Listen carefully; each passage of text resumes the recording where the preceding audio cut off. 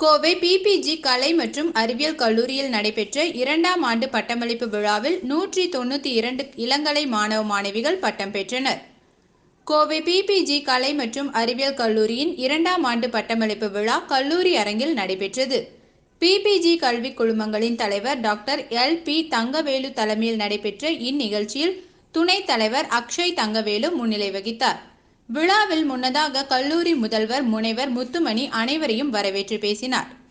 இந்நிகழ்ச்சியில் சிறப்பு விருந்தினராக தமிழ்நாடு வேளாண்மை பல்கலைக்கழக துணைவேந்தர் டாக்டர் வி. கீதா லட்சுமி கலந்து கொண்டார்.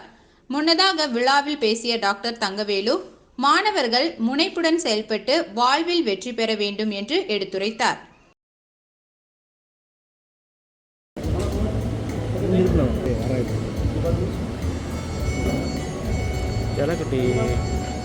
தேவதர்ஷினியா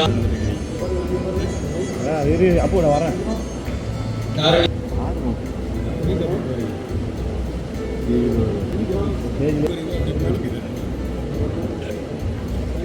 Gautham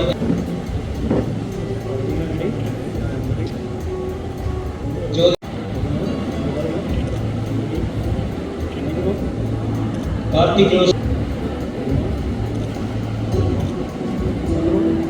Karthikeyan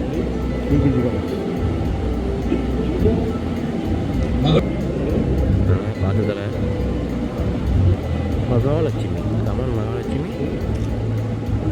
Mohammed அம்தா and media persons, ladies and gentlemen, again good morning to all of you. And it is a pleasure for me to come over here when Thangavelu sir called me over phone and he said you have to come for the graduation day.